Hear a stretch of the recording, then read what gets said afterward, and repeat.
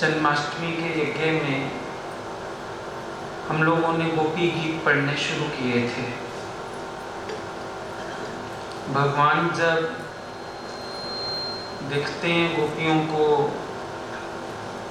मान का मद हुआ है, तो गोपियों के बीच से वो अंतर ध्यान हो गए और उनके उस विरह में जो गोपियों ने गीत गाए उनको गोपी गीत कहा जाता है। इन गीतों में गोपियों ने अपना दर्द भी प्रकट किया है, साथ ही साथ भगवान को आने का आग्रह भी किया है। दोनों बातें हैं। 5 गोपी गीत हम लोग पिछली बार पढ़ चुके थे। अभी 6ठा गोपी गीत हम लोग आज पढ़ेंगे। ब्रजवासियों के दुख दूर करने वाले वीर शिरोमणि श्याम सुंदर, तुम्हारी मंद मंद मुस्कान की एक उज्जवल रेखा ही तुम्हारे प्रेमी जनों के सारे मान मद को चूर चूर कर देने के लिए पर्याप्त है। हमारे प्यारे सखा, हमसे रूठो मत, प्रेम करो। हम तो तुम्हारी दासी हैं, तुम्हारे चरणों पर न्यौछावर हैं। हम अबलाओं को अपना वह परम सुंदर सांवला सांवला मुख कमल दिखलाओ। आप सब जानते हो, जिससे भी हम प्रेम करते हैं, जब उससे कुछ मनवाना हो, हम उसको उसकी खूबियां याद दिलाते हैं। हालांकि सामने वाला ये कहता है मुझे मक्खन मत लगाओ, पर हम लोग मक्खन नहीं लगा रहे होते। दरअसल हम उसका स्वरूप उसको याद दिलाना चाहते हैं। गोपियां क्या कर रही हैं?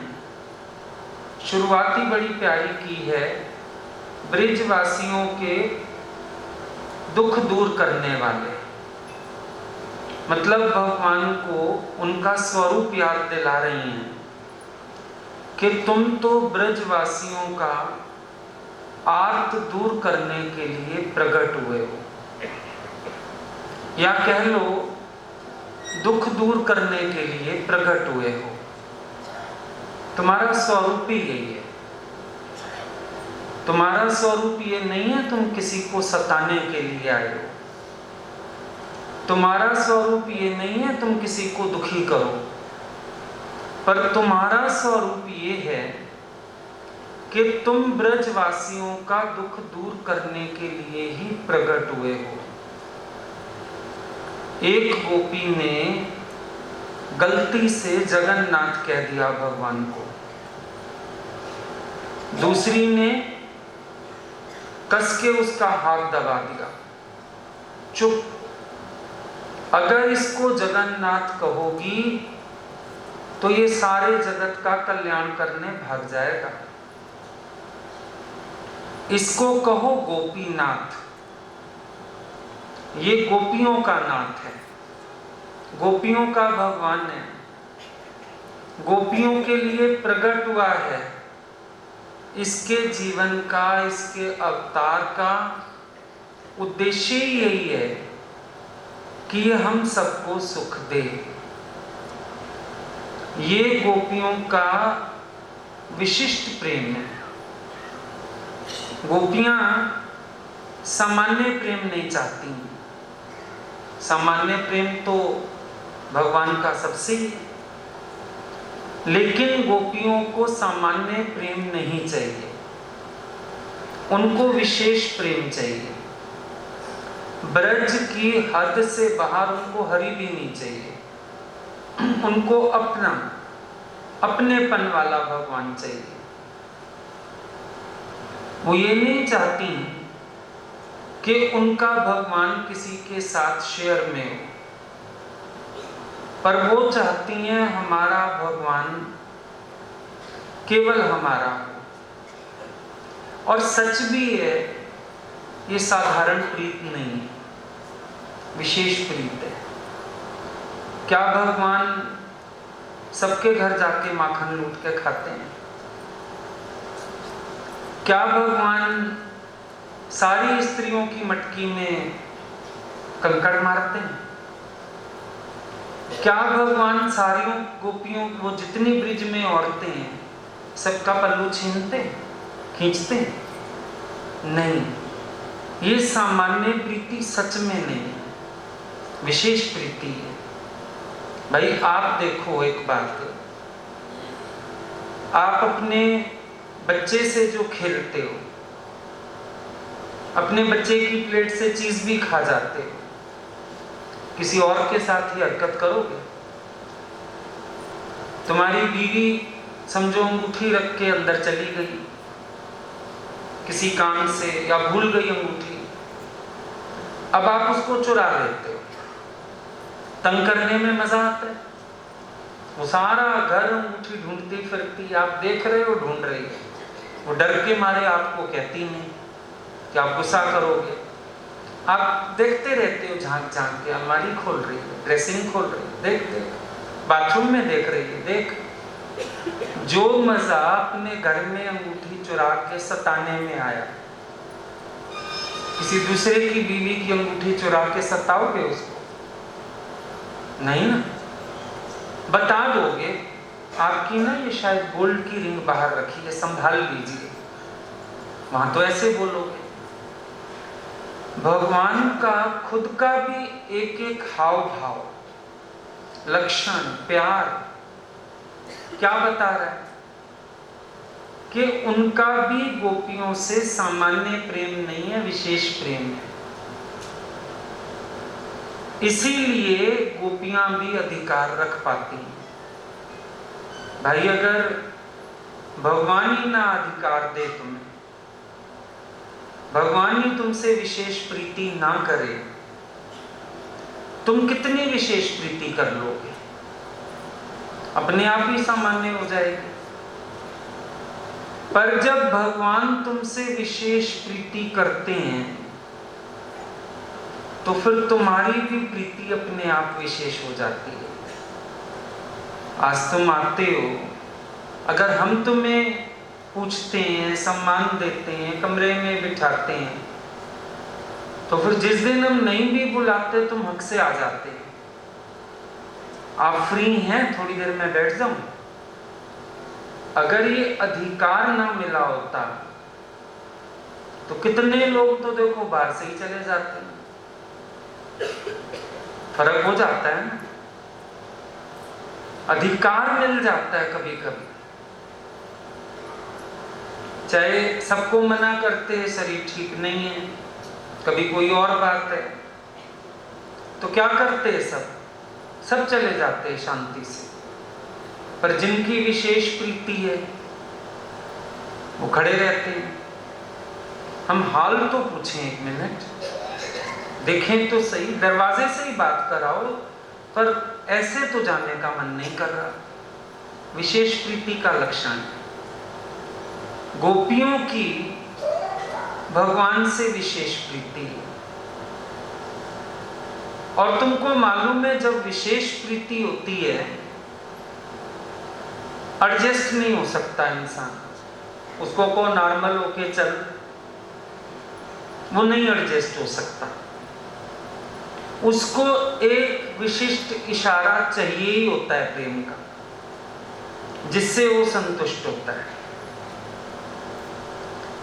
तो गोपियों का ये कहना, ये अपनेपन की प्रीति है।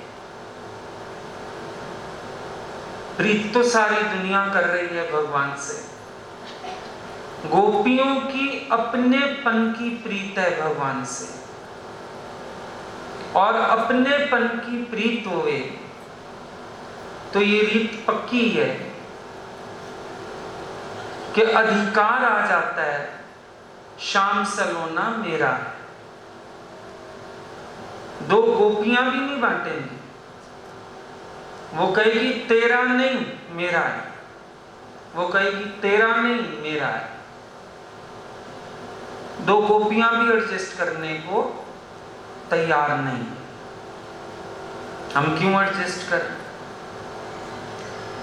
एक बार ब्रह्मा जी और इंद्रदेव भगवान के पास गए। भगवान के पास जाके जब बात करने लगे, देवताओं का दैत्यों का झगड़ा तो तुमको पता है चलता ही रहता है। असल में भगवान को अपने पक्ष में करने गए थे।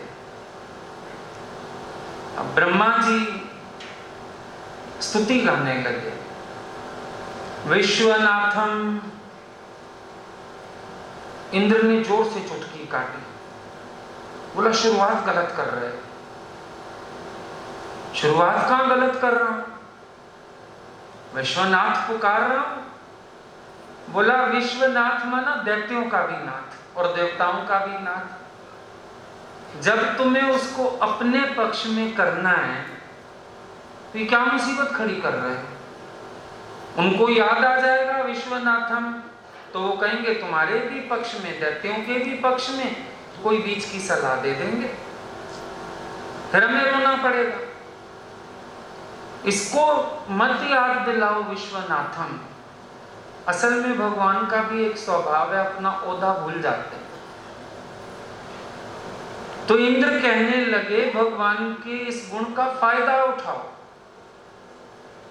इनको मत याद दिलाओ कि तुम विश्वनाथ हो, इनको याद दिलाओ तुम देवताओं के नाथ हो, हम देवता तेरी शरण आए हैं, तुम हमारे प्रजापालक हो। तो ये अभी भोलेपन में आके हमारे पक्षधर हो जाएंगे। भगवान हमारे पक्ष में होना चाहिए ना। तो आप देखो प्रेम भगवान को प्राइवेट बना देता है, ज्ञान सार्वजनिक बनाएगा भगवान को। सर्वमम रूप, भगवान कण कण में व्यापक, घट घट वासी, ज्ञान भगवान को जनरल बना देता है, पब्लिकली। लेकिन जिसका प्यार है भगवान से, वो प्राइवेट भगवान चाहता है। मेरे अपने भगवान, मेरे करते होंगे सबको प्यार, उनको पता नहीं, लेकिन मेरे हैं, मैं इससे आगे सोचना चाहता नहीं। ये प्रेमी का भाव है, इससे आगे नहीं सोचना चाहता मैं ये जानता हूं वो मेरे हैं, मैं उनका हूं। होंगे, सबके होंगे, हम मना नहीं करते, लेकिन मैं वो नहीं सोचना चाहता। अब देखो पति है, वो माँ का बेटा भी है, बहन का भाई भी है, किसी का अफसर भी है ना। लेकिन तुम्हारे दिमाग में क्या है? मेरा पति है और मेरा अधिकार है इस पे। क्या तुम सोचते हो कुछ और? बात हो रही हो अलग बात है, पर तुम ये सोचने को तैयार नहीं हो कि वो किसी और का भी है। बल्कि जब मां ज्यादा हक जतलाए तुम्हें चिढ़ हो जाती है, बहन ज्यादा हक जतलाए उसकी, तुम चिढ़ने लगते हो कि लोग ऐसे आके इतना हक जताते हैं। क्यों? तुम क्या चाहते हो? तुम एक ही बात चाहते हो कि मेरा है तो बस मेरा होकर के रहे। इसीलिए गोपियों ने बात की शुरुआत बड़ी सुंदर की, ब्रजवासियों के दुख दूर करने वाले। कह सकती थी ना, सारे विश्व का दुख दूर करने वाले नहीं, ब्रजवासियों का दुख दूर करने वाले। बड़ा अच्छा श्लोक निकला पहले दिन। इसी भावना से रोज यज्ञ में बैठना, सत्संग में रोज इसी भावना से बैठना बड़ी प्यारी बात, मेरा अज्ञान रूपी दुख दूर करने वाले, मेरा कल्याण करने वाले, मेरे विकारों को निवृत्त करने वाले, मुझे निर्दोष चित्त बनाने वाले, मेरे जीवन को सफल बनाने वाले, मेरे हृदय को प्रेम से भरने वाले, मेरे हृदय के सब अभाव दूर करने वाले, मेरे मन की बिखरी वृत्तियों को समेटने वाले, मेरे सारे जगत को स्वयं में समेट लेने वाले, मेरे अहम का मर्दन करने वाले, मेरी मैं को वलीन करने वाले, मुझे अपने चरण शरण में लेने वाले, मुझे अपने ध्यान में रखने वाले, मुझ पर अनंत कृपा बरसाने वाले, मेरे जन्म जन्म के साथी, मेरे बिछड़े मीत, जो अंदर भावनाएं हो आज सारी भगवान से जोड़ लेना और खूब सारा मेरा बना लेना। अंदर ये भाव पक जाए, मेरा आर्त भाव। मेरा आर्त भाव क्या है? बाहर से कोई आर्त नहीं है कोई दुख बाहर से, है कोई अभाव बाहर से नहीं। सब में बड़ी बात है, आज सुबह भी मैंने किसको लिख के दिया, सतगुरु से बड़ा दुनिया में मेरा कोई भगवान नहीं है। भगवान नहीं, और उसका कर्ज चुका पाऊं इतना मैं धनवान नहीं। ये सच्चाई है। तो जब किसी का बड़ा कर्ज होता है हमारे ऊपर, हम क्या करते हैं? अंदर से हम उसके प्रति समर्पित हो जाते हैं, एक हेल्दी रिलेशन मेंटेन कर लेते हैं, प्यार बढ़ा लेते हैं। होता है ना? मेरा आर्त भाव दुख दूर करने वाले, ये मेरे भगवान हैं। और दुनिया में जो कुछ भी मिला, किसी से भी मेरा आर्त भाव तो दूर नहीं हुआ ना। इसका मतलब भगवान मेरे लिए ही अवतरित हुए हैं। गोपियों की तरह हम भी भगवान पर अधिकार रख सकते हैं। गोपियों की तरह हम भी भगवान को अपना कह सकते हैं। गोपियों की तरह हमें भी भगवान से यही प्रेयर करनी है, मेरा आर्त भाव दुख दूर करने वाले, मेरा कष्ट हरने वाले, मेरा ये देहाध्यास का रोग दूर करने वाले, मेरा ये विरह रूपी दोष दूर करने वाले। जरूर किसी मान ने तो मुझे आपसे दूर किया होगा ना, जरूर किसी मान की भावना ने तो मुझे आपसे अलग किया होगा ना। अब मैं तो इतना समर्थ नहीं कि अपना आर्त खुद दूर कर पाऊं। ये भी आपकी कृपा से संभव है। आपको क्यों आना पड़ा धरती पर? मेरा आर्त दूर करने के लिए। आपको क्यों आना पड़ा धरती पर? मैं जो ये दर दर की ठोकरें खा रहा था, दुख पा रहा था, मेरे उस दुख की निवृत्ति के लिए आपको अवतार लेना पड़ा। मेरी पुकार पर आए हो, मेरे लिए आए हो। जैसे तुम्हारे घर में कोई दुख सुख हो जाए, माँ को बुला लो अपनी, भाई मैं बीमार हूं माँ तू आ जा। अब माँ आके सारे मोहल्ले की सेवा शुरू कर दे।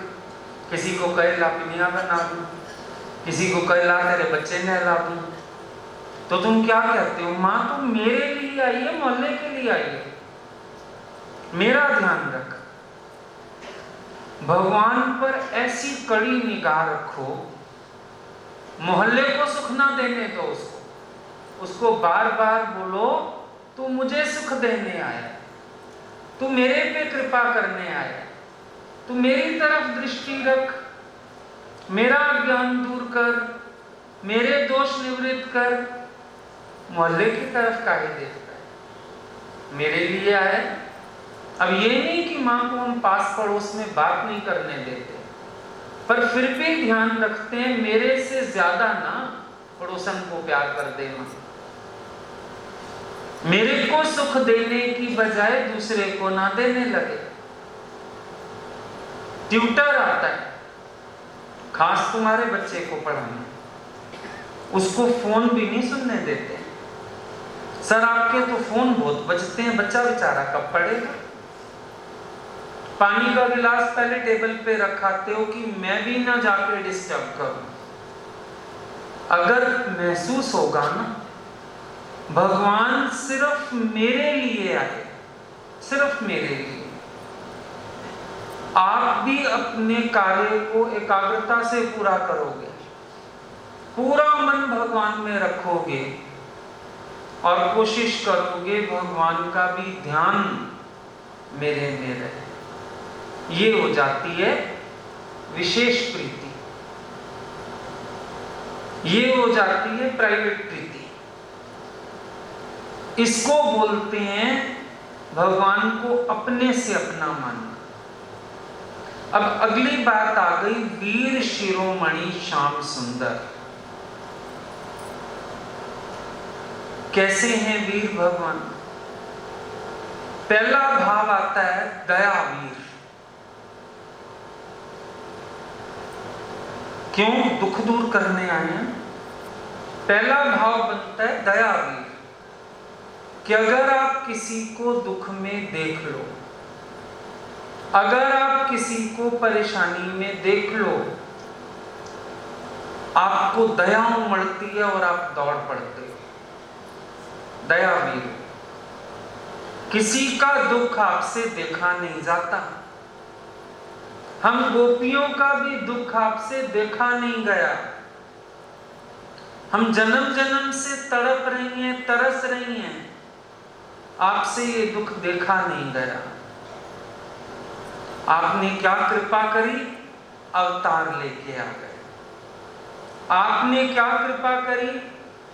हमारा दुख दूर करने के लिए दौड़े चले आए। ऐसे दयावीर तो आप ही हो सकते।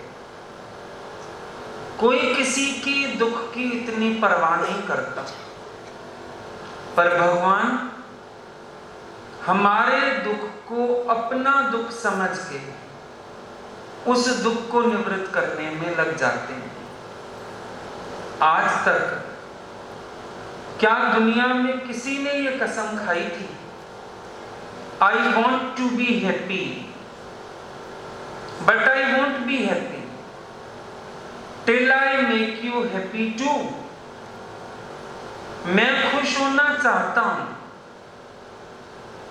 पर तब तक खुश नहीं होऊंगा जब तक तुम्हें खुश ना कर। मैं हंसना चाहता हूं, पर तब तक नहीं हंसूंगा जब तक तुम्हें ना हंसा लूं। क्या ये कसम दुनिया में किसी ने खाई थी? नहीं ना, भगवान ने खाई ये कसम। हमारे दर्द का जितना दर्द उनको होता है, कभी कभी तो महसूस होगा शायद हमें अपने दर्द का इतना दर्द नहीं हो रहा, अनुभव नहीं हो रहा, पर इनको क्यों इतना दर्द अनुभव हो रहा है। हमें शारीरिक पीड़ा हो, मानसिक पीड़ा हो, भगवान की पीड़ा बढ़ जाती है, उनका दर्द बढ़ जाता है, उनकी तकलीफ बढ़ जाती है। हमें दर्द में देख के वो शांत नहीं रह सकते, इसीलिए वो दयावीर हैं, तुरंत दया लुटाने आ जाते हैं।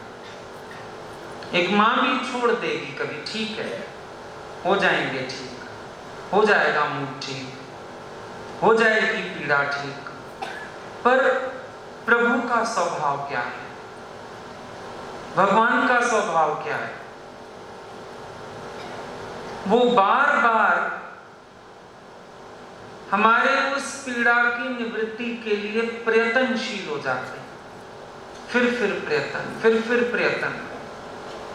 या हम लोग गुरु की शरण में गए, हमने देखा उनके पास रोज नया तरीका होता था। कभी चिट्ठी, कभी भजन, कभी पास बिठाना, कभी साथ घुमाना। रोज एक नया तरीका होता था हमारे अंदर की अज्ञान की पीड़ा को खत्म करने के लिए, हमारे अंदर अपना प्यार जगाने के लिए, हमारे अंदर के एहसासों को, हमारे अंदर के भावों को और निखारने के लिए उनके पास रोज एक नई लीला होती थी। कभी सपने में आ जाते थे, कभी जागृत में मिलते थे, कभी मुस्कान दे देते थे तो कभी कोई शब्द संपुट दे देते थे। वो वाणी उनकी अंदर गूंजती रहती थी, शब्द गूंजता रहता था। कभी एक मुस्कुराहट ऐसी बिखेर देते थे, दिन भर लगता था आंखें ना खोलो, वो छवि ना निकल जाए अंदर से। ऐसा सतत प्रयत्न, हालांकि ये प्रयत्न हमारा होना चाहिए, सतत प्रयत्न, पर ये सतत प्रयत्न अपने प्यारे की तरफ से दिखता है हमेशा। इसीलिए गोपियों ने बड़ा प्यारा शब्द यूज किया, वीर शिरोमणि। बड़े वीर, और शिरोमणि कौन? जो सबसे ऊंचा, ऊंचाई पर। मतलब जैसा प्यार, जैसी दया तुम लुटाते हो ना, दुनिया में कोई लुटा ही नहीं सकता। वीर शिरोमणि हो। एक छोटी सी बात हम लोग भगवान के आगे रख देते थे ना, उनके दिमाग में चलती रहती थी कि मुझे किसी ने ये बात कही है। समझो हम गए, भगवान इतने महीने हो गए आपने चिट्ठी नहीं लिखी, इस बार तो हम लेके जाएंगे लिखवा के। अगले दिन सुबह तक या रात तक कोई बुलाने आ जाता था, गुरुजी याद कर रहे हैं। अंदर जा, डायरी लिख के बैठे होते थे, चिट्ठी लिख के बैठे होते थे। तूने कहा ना, मुझे लगा आज ही लिख दो। एक बार कुछ कह दिया, ये चीज खाने में अच्छी लगती है, रीत बन जाती थी। एक बार कमरे में बैठे थे, 56 भोग का डिब्बा, वहां दुकान है 56 भोग की। अब 56 भोग वैसे ही प्यारा लगा कि भगवान के लिए। अब जब उनके नाम से कोई प्रसाद खाएगा अच्छा तो लगेगा, मुंह से निकल गया इसकी मिठाई तो बहुत अच्छी है। उसके बाद कितने साल ये रीत चली। अगर हम जाएं तो वापसी में मिलेगा 56 भोग का डिब्बा। कोई आ रहा है तो उसके हाथ आएगा 56 भोग से डिब्बा। कोई ले आया, इसको रख दो, उसको देना है मैंने, ये तू रख ले अपने कमरे में, खाना शुरू कर दे, तो जाती बार और मंगा दूंगा। इतने नन्हे नन्हे भावों को पूरा करना, तभी तो जीवन में किसी की कमी नहीं महसूस हुई ना। ये वीर शिरोमणि हमारा भगवान होता है, जो हमारे छोटे से छोटे भाव का भी आदर करता है। भाव छोटे छोटे, दुनिया के लिए भी बहुत छोटे, एक बार दो बार ठीक है, लेकिन भगवान बड़ी प्यारी पालना करते हैं। तभी लगता है गुरु मात पिता, गुरु बंधु सखा, तेरे चरणों में स्वामी मेरे कोटि। कोटि भी बड़ा कम है, बहुत कम है कोटि। कितना प्रणाम करो, कितनी महिमा गाओ, बहुत कम है। वीर शिरोमणि। पर आपको एक बात याद होगी, प्रेम की चाल कैसी है? टेढ़ी। प्रेम टेढ़ी चाल चलता है। टेढ़ी चाल के अनुसार देखो तो गोपियां कहती हैं, ताना मारती हैं, वीर शिरोमणि। हाँ, बड़े वीर हो, अबलाओं के बीच से निकल गए बड़े वीर हो। बेचारी कोमल हृदय वाली, प्यार करने वाली, करुणा हृदय वाली गोपियों को छोड़ के आधी रात को निकल गए बड़े वीर शिरोमणि। जैसे सूरदास ने कहा, बाण छुड़ा के जात हो निबल जान के मोहे, हृदय से जाओ सबल मानूंगा को। बड़ा वीर है ना, हृदय से निकल के दिखा। गोपियां कहती हैं वीर शिरोमणि हो, मान लिया, लेकिन अपनी वीरता हम अबलाओं को दिखाने की क्या जरूरत है? वाई वीर, हम क्यों भाई? हम इतनी कोमल नारियां हैं, इतनी प्यार वाली, इतना शुद्ध हृदय वाली, और तो हमें वीरता दिखा रहा है। किसी असुर को वीरता दिखा जाके, लड़ाई के मैदान में वीरता दिखा जाके, कोई अच्छा काम करके वीरता दिखा जाके, हम अबलाओं को सताने में क्या वीरता? प्रेम की टेढ़ी चाल है, इधर भी इधर भी, चित्त भी मेरी पट भी मेरी। अभी महिमा भी गा रही थी, अब पलटा खा गई, दूसरा भाव आ गया कि हम अबलाओं को वीरता दिखाने का क्या मतलब? जैसे तुम नहीं कहते हो, जेंट्स अगर घर में कई बार ना होते हैं, मारपीट करते हैं तो गुस्सा आता है, या भाई मारते हैं गुस्सा आता है, हमको क्या मार रहा है? बाहर जाके लड़ किसी से, पता चले तुझे। लड़कियों पे हाथ उठाता है, औरतों पे हाथ उठाता है। गोपियां कहती हैं तेरी ये क्या वीरता? आधी रात को जंगल में बुला के अकेले छोड़ के तो निकल गया, ये कौन सी वीरता है? फिर भी तेरे से अच्छी वीर में यहीं की यहीं खड़ी है, डर नहीं रही, चीख नहीं रही, भाग नहीं रही, फिर भी तेरे से ज्यादा वीर है। देख हम यहीं की यहीं खड़ी है, और तूने क्या किया? अबलाओं को सता रहा। हम बेचारियों के आगे अपनी वीरता दिखा रहे हैं। इस वीरता को हम क्या करें? जा ढूंढ कोई अघासुर, ढूंढ कोई और ढूंढ, उनको मार जाके, जो रोज हमारे ब्रज में दैत्य आ जाते हैं। असल में ब्रजजन पता है किनको कहते हैं? ब्रजजन माना जो केवल भगवान की ओर चलते हैं। उनके ब्रज में भगवान की सारी लीला हुई, हर कदम उनका जिस कोने में भी निकल जाए भगवान की तरफ ही चलते हैं। कहीं बांके बिहारी का मंदिर है, कहीं गिरिराज है, कहीं कुछ है, कहीं राधे रानी का महल है, कहीं यमुना जी है। तो ब्रज जन माना जो जिस दिशा में भी निकलते हैं भगवान की ओर ही निकलते हैं, ये ब्रज जन। और ऐसे ब्रज जन भगवान पर बड़ा हक रखते हैं। तुम्हें डर लगेगा कहने में कि हमको क्या वीरता दिखा रहा है? गोपियों को कोई डर नहीं। वीर शिरोमणि हो तो ये क्या वीरता हो? अबलाओं को बुला के बीच मझधार में छोड़ के और तुम चल दिए। फिर भाव आया, क्या भगवान बदनामी के डर से भाग गए? याद आ गया, ख्याल आ गया अंदर, कहीं ऐसा तो नहीं इनको डर लगा बदनामी हो जाएगी? रात को बुला तो लिया हमने, रास भी शुरू कर ली, डर तो नहीं लग रहा होगा बदनामी का?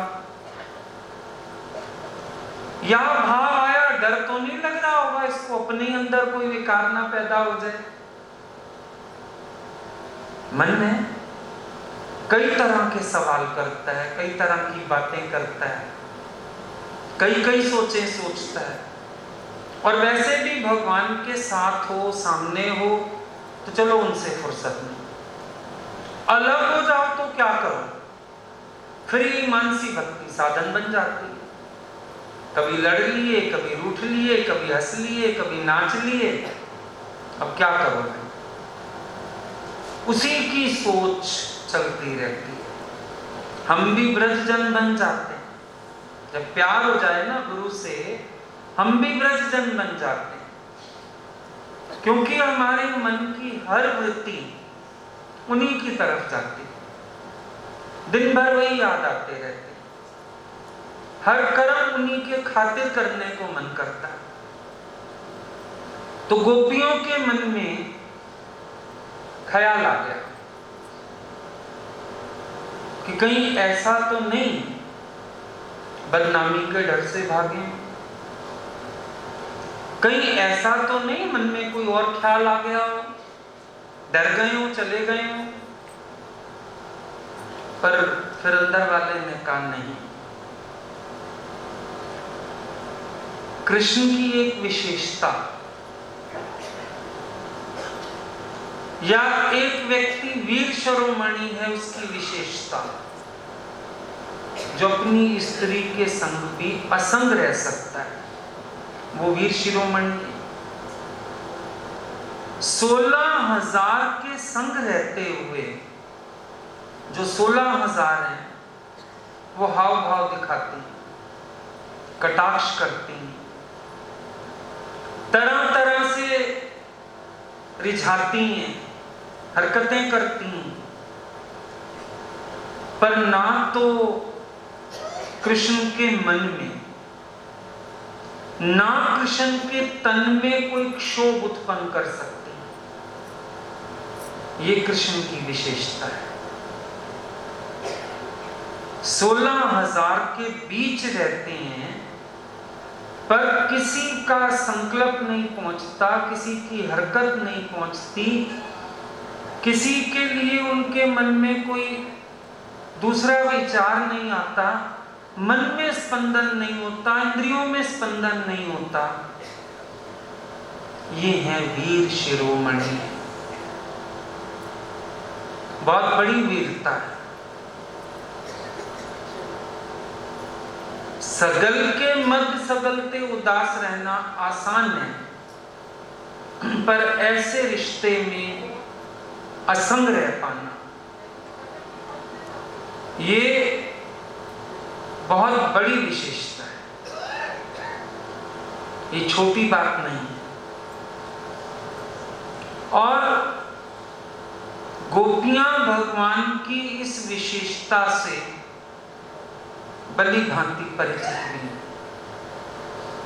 देखो, दुनिया के लोग तो खुद जहां खड़े हैं वो सोचेंगे शायद भगवान भी वहीं खड़े हैं,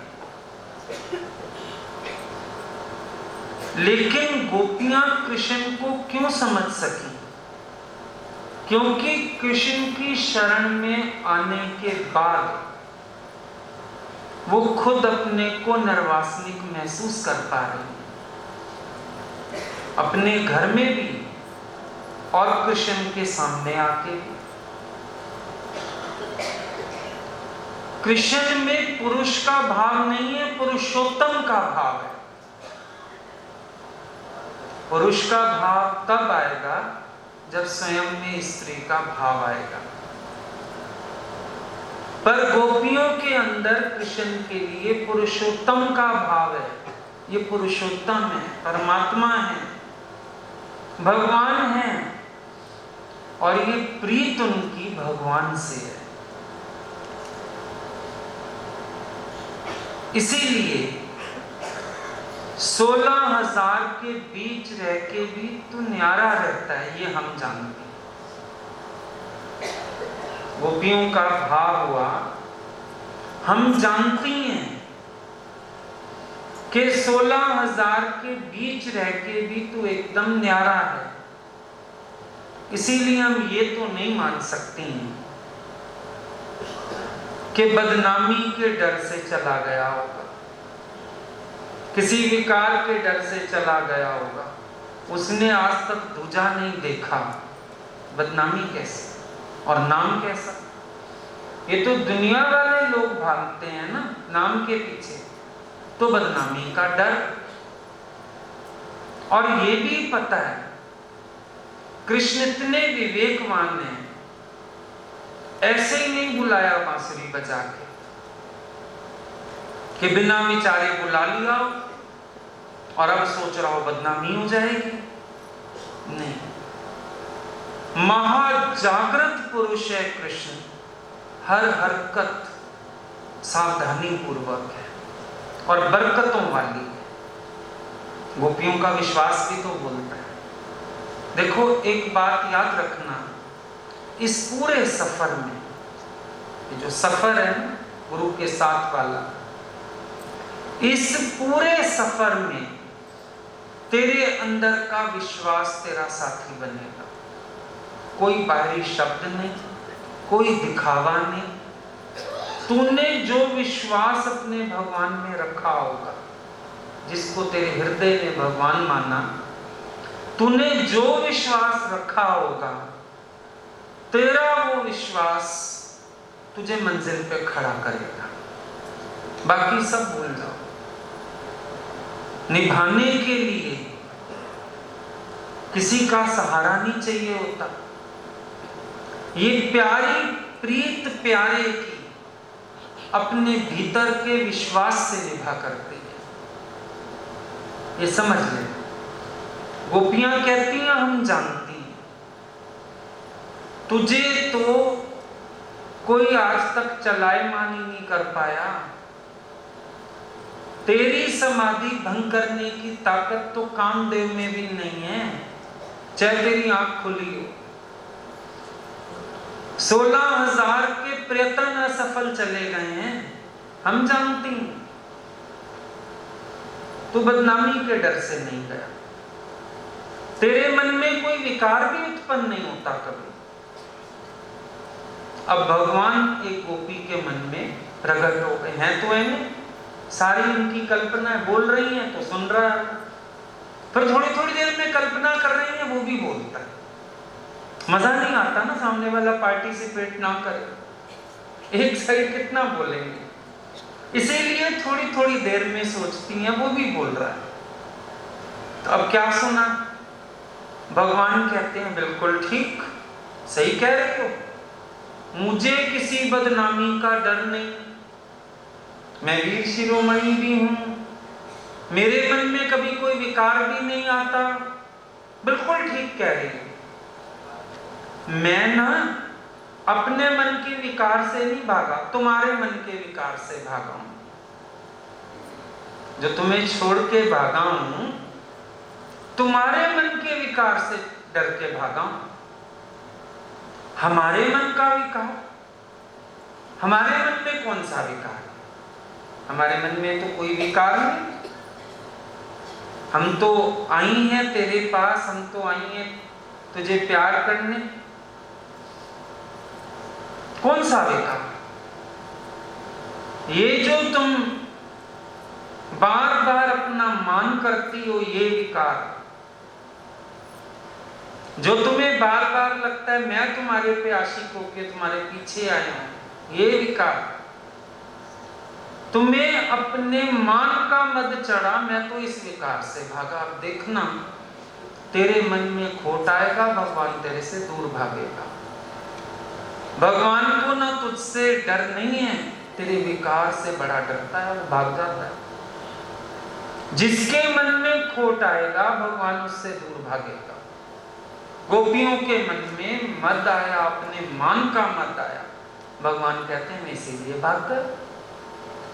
भैया तेरे से डर नहीं लगता, तेरी मैं से डर लगता है। तेरे से डर नहीं लगता, तेरी वासना से डर लगता है। तेरे से डर नहीं लगता, तेरे गलत कर्मों से डर लगता है। तो मैं संबंध तोड़ देता हूं ऐसे से। मैं नहीं बैठता ऐसे के पास। है बेवकूफी, बड़ी बेवकूफी है। कैसे है? तुमने देखा होगा कई लोग ना हमारे इंडिया से फॉरेन जाते हैं, है ना। फॉरेन में थोड़ा कल्चर है, ओपन एटमॉस्फेयर है। लड़कियां तुमसे मिलेंगी, शेक हैंड कर लेंगी, मुस्कुरा देंगी। तो ये जो मूर्ख लोग जाते हैं ना हमारे इंडिया से फॉरेन में, मैं शायद बड़ा स्मार्ट हूँ, मेरे को शायद बात बहुत अच्छी करनी आती है, तभी तो ये लड़कियां सारी मेरे पे अट्रैक्ट हो रही हैं। अट्रैक्ट कोई भी नहीं हो रही, उनके यहाँ का कल्चर है। मूर्ख को कल्चर नहीं पता तो वो ऐसे ही इतराता रहता है। भगवान जब कृपा करें और कोई गोपियों की तरह इतराए, ऐसे आदमी की तरह मूर्ख है। अरे भाई, हमारा कल्चर है, हम कृपा करते हैं, हमारा कल्चर है, हम दया करते हैं, हमारा कल्चर है, शरण आए को गले लगाते हैं, उसमें क्या हो गया? लेकिन मूर्ख आदमी वो कल्चर ना समझ के सोचता है मैं शायद इतना बढ़िया आदमी हूं, गोपियों को लगा ना हम इतनी खूबसूरत, हम इतनी सुंदर। अरे वो खुद इतना सुंदर है, सुंदरता भी शर्मा जाए उससे। अरे वो खुद इतना धनवान है, इतना धनी है कि चलते सूरज आके शीश न बांधे। सूरज तेज लेने आता है, चंद्रमा शीतलता लेने आता है। वो तेरे पीछे क्या करने आएगा? उसको किसी के शरीर से काम नहीं। पर ये रीत है, ये तो महापुरुषों की रीत है, रीत है उनके दर की। गोपियों को गलत फहमी हो गई, रीत तो समझी नहीं, गलत फहमी का शिकार हो गई। भगवान शायद हम पे बड़े आशिक हो गए हैं, खूबसूरत हैं, ये प्रॉब्लम हो गई गोपियों के साथ। अक्सर गलत फहमी हो जाती है। मैं शायद ऐसा हर पल मन को याद दिलाओ, वो है ही कृपा निधान, वो है ही ऐसे। तो मेरे में क्या रखा है भाई? ये तो रहमत है मेरे रहबर की, वरना मुझ में कोई ऐसी बात नहीं। मेरे में क्या बात हो सकती? कल परसों भी कोई बैठा था, आप ऐसा करते हैं, मैंने कहा मेरे को मत कह, वो प्रेरणा करने वाले बैठे, उनको तारना होगा तुझे, मेरे अंदर प्रेरणा कर दी उन्होंने, इतना सही है, काम तो उन्हीं का जारी। तो याद रखना उनकी कृपा को, अपने किसी गुण को। और अगर वो प्रशंसा भी कर दें ना, तू गुणवान, तेरी ये बात मुझे अच्छी लगती है, समझ लेना अपनी माया जाल में फंसा रहे। बोलो चुप करो भगवान, मोहे मेरे गुण जियो, सब गुण तेरे, मुझे पता है मेरा गुण कहां से आ गया, मुझे ना भरमाओ, मुझे ना भटकाओ, कृपा करो मेरे ऊपर, मेरा कोई गुण नहीं। मोहे निर्गुण जियो, सब गुण तेरे, सब गुण तेरे ठाकर मेरे, कित मुख तुध सालाई। मेरे पास तो मुंह ही नहीं प्रशंसा कर सकता, स्तुति कर सकता। तो भगवान कहते हैं गोपियों को, तुम्हारे विकार से डर के भाग गया हूं मैं, तो मेरे अंदर कोई विकार नहीं,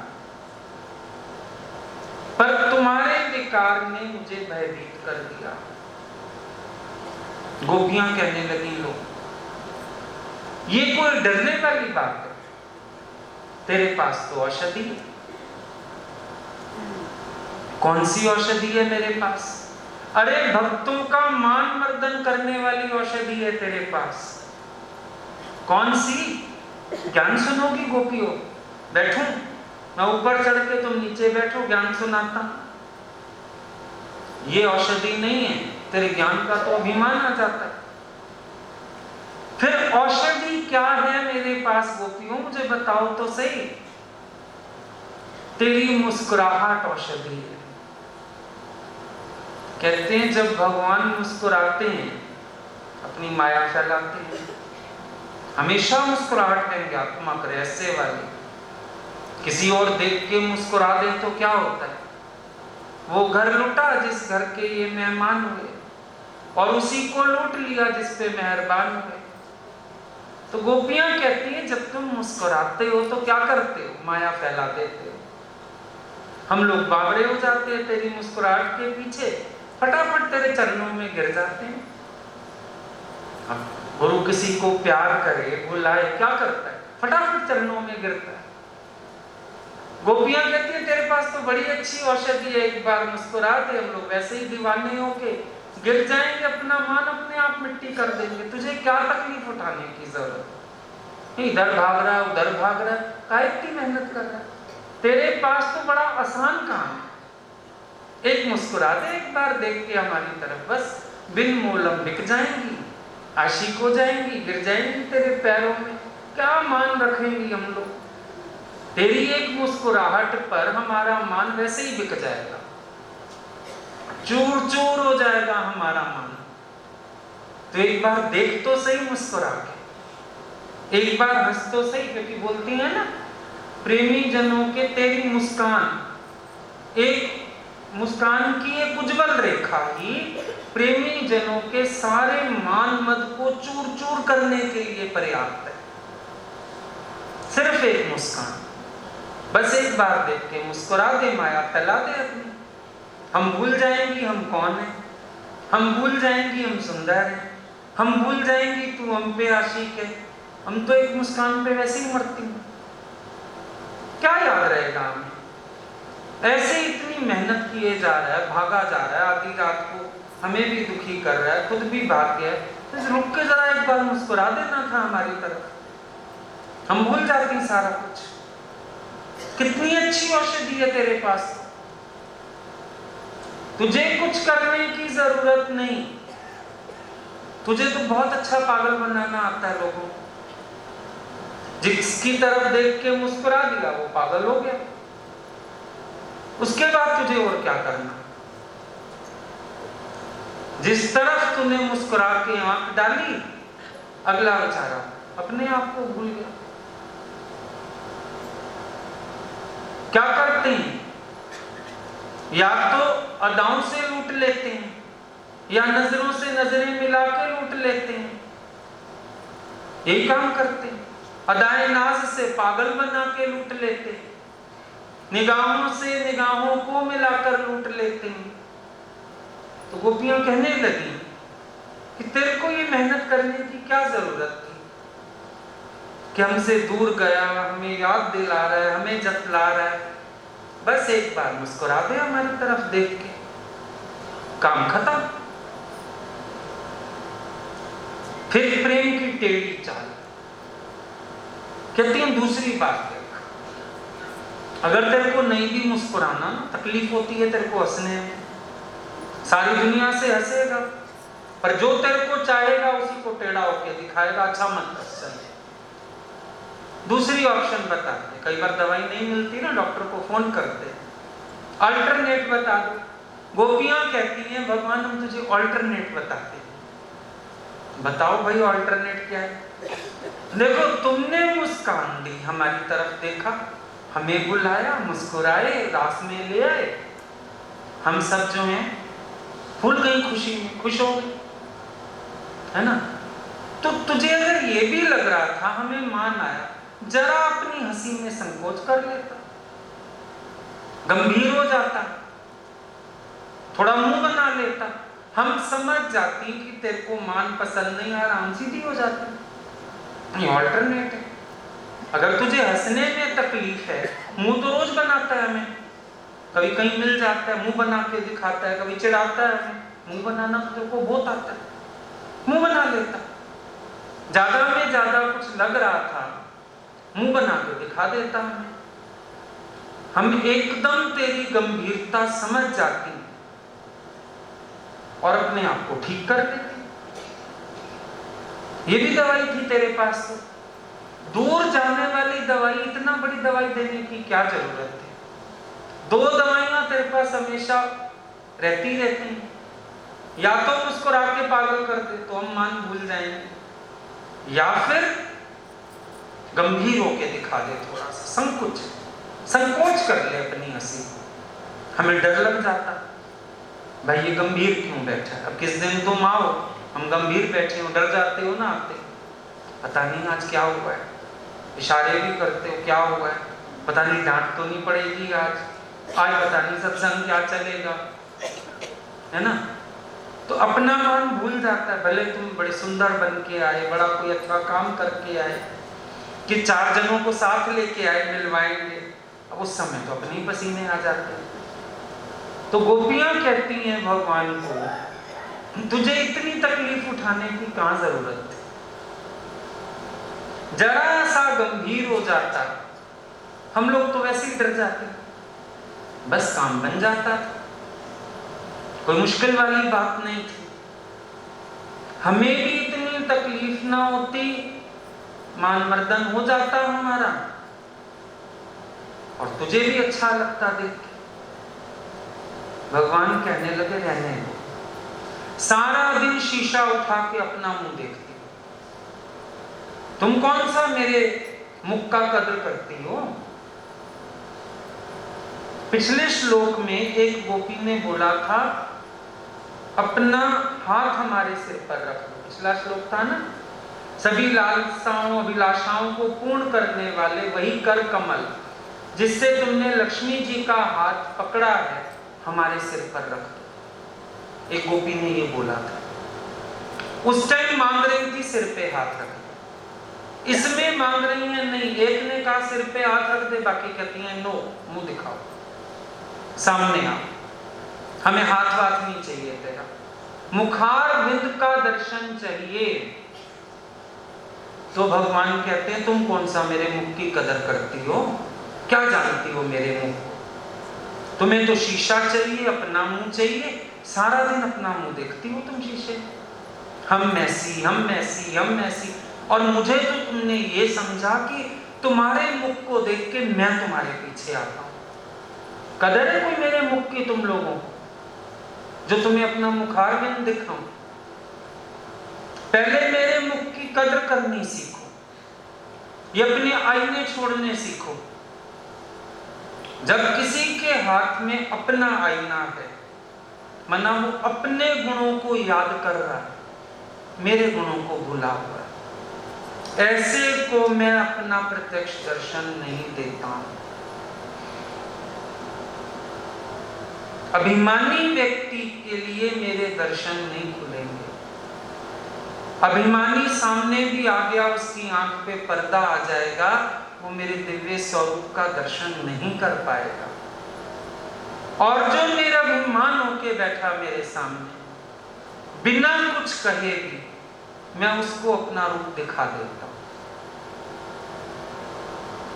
अब गोपियां डाउन आ गई बहुत, कहने लगी नहीं नहीं, तुम अपने मुखार बिंद का दर्शन करवाओ, वह परम सुंदर सांवला सांवला मुख कमल हमें दिखलाओ।